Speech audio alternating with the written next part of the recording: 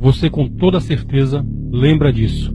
Soltar mosquito para combater mosquito da dengue? A cidade, a cerca de 160 quilômetros da capital, será o primeiro município no estado de São Paulo que vai tentar combater a dengue com um inseto geneticamente modificado. São esses aqui, os machos de Aedes aegypti, que daqui a alguns meses serão soltos no meio ambiente com a missão de tentar combater os mosquitos transmissores da doença.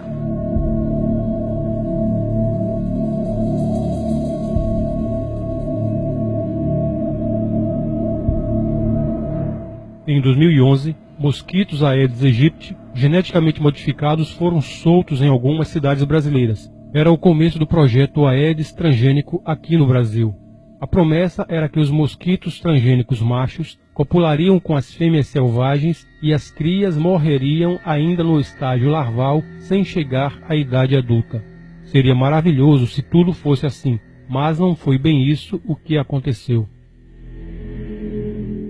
Quando falamos em vídeos passados sobre os eugenistas milionários que financiam pesquisas em diversas universidades famosas para sutilmente levar à frente uma agenda de redução populacional global, somos rotulados de lunáticos apocalípticos ou teóricos conspiracionistas. Mas, exatamente como já aconteceu a outras informações controversas taxadas pejorativamente de teoria da conspiração, hoje, uma dessas ditas teorias está saltando do terreno especulativo conspiratório e se mostrando bem real. A Fundação Bill e Melinda Gates financiou pesquisas e estudos para a mutação do mosquito Aedes aegypti na Universidade de Oxford, na Inglaterra, o mesmo inseto transgênico que começou a ser liberado no Brasil em 2011. Segundo matéria do portal Terra de 2013, os mosquitos receberam um gene letal que garantiria a morte de suas crias ainda no estágio de larva. Esses mosquitos, apenas os machos, soltos no meio ambiente, cruzariam com as fêmeas selvagens, transmitindo para os ovos o gene mortal. A separação entre pupas machos e fêmeas é feita de forma manual no laboratório, possibilitando acidentalmente algumas fêmeas chegar à vida adulta, aumentando os riscos no meio externo. A morte prematura dos insetos, ainda em forma de larva, realmente acontece com 100% de sucesso, mas lá, no limpo e asséptico laboratório. Soltos na cidade, a história é outra. Vamos saber o porquê. O mosquito causador da dengue teve o seu DNA alterado na Oxitec, empresa de biotecnologia que nasceu nos laboratórios da Universidade de Oxford em meados de 2002. As fêmeas que cruzam com os machos transgênicos botam ovos de Aedes aegypti transgênicos e morrem quando chegam ao estágio de larva, sem alcançar a vida adulta. Pelo menos era isso que se esperava acontecer. No entanto, existe um antibiótico que pode reverter a sentença de morte das larvas, a tetraciclina. Nos laboratórios da Oxitec, os ovos transgênicos destinados a chegar à vida adulta para depois soltos no meio urbano, copular com as fêmeas selvagens, são expostos à tetraciclina e por isso não morrem. Viram os mosquitos transgênicos que serão soltos. Mesmo havendo a possibilidade das larvas modificadas sobreviverem nas cidades, os testes em campo prosseguiram. Ou seja, mesmo que remota, existe a chance dos ovos, entrando em contato com a tetraciclina dispersa no meio ambiente, chegar à vida adulta, mas isto foi ignorado. O primeiro local de testes do mosquito geneticamente modificado foi nas Ilhas Caimã, ao sul de Cuba, devido à ausência de leis de biossegurança. Após os protestos e depois de adiar testes semelhantes em 2006, a Malásia se tornou o segundo país a liberar os mosquitos transgênicos em dezembro de 2010 e janeiro de 2011. 6.000 mosquitos foram soltos numa área, diga-se de passagem, inabitada do país. Aqui no Brasil, a partir de 2011, os 18 milhões de mosquitos soltos nas cidades de Jacobina, Minas Gerais e em Juazeiro, na Bahia, superam em milhões os insetos liberados nas Ilhas Caimã e Malásia juntas, segundo números da Moscamed, uma organização social que trabalha em parceria com a Oxitec.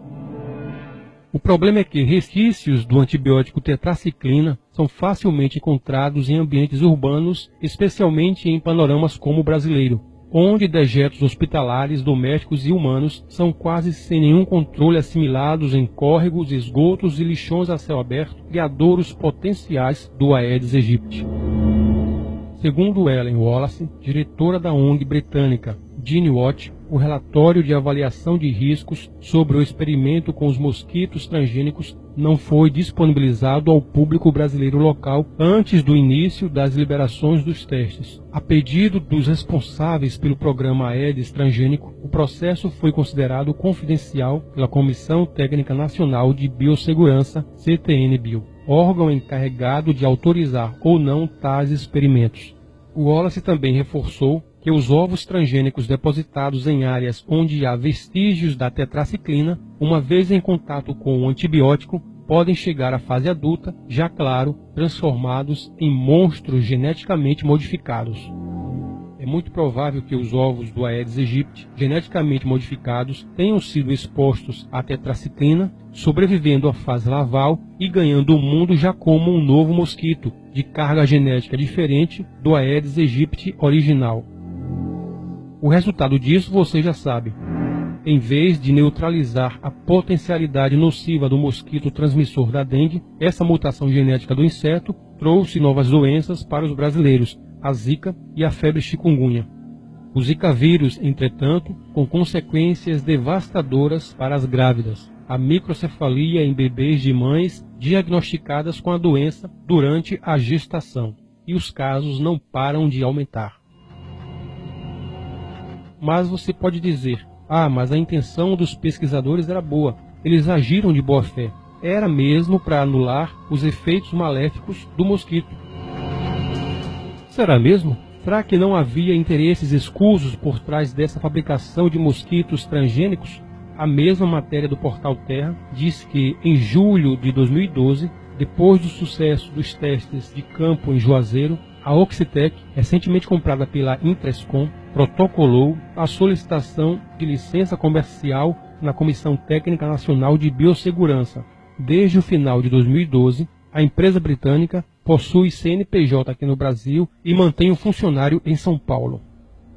Mais recentemente, com os resultados promissores dos experimentos em Juazeiro, alugou um galpão em Campinas e está construindo o que será sua sede brasileira. O país representa hoje seu mais provável e iminente mercado, o que faz com que o diretor global de desenvolvimento de negócios da empresa, Glenn Slade, viva hoje numa ponte aérea entre Oxford e São Paulo.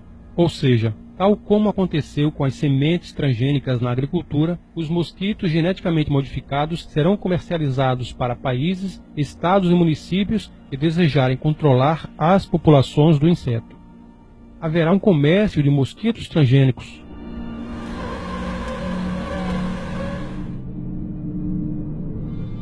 E mais, eles dizem que o controle não pode parar. Tem que ser contínuo e ininterrupto, sob risco do Aedes aegypti selvagem voltar a se proliferar no meio ambiente.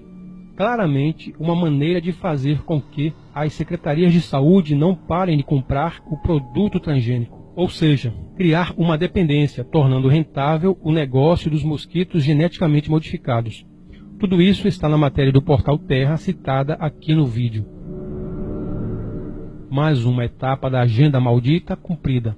Mais duas novas doenças para nos matar e causar anomalias em nossos bebês. Pesquisas já comprovam que o Zika vírus pode ser transmitido não apenas pela picada do mosquito, mas agora também por meio da relação sexual, do leite materno e pelo contato com o sangue contaminado.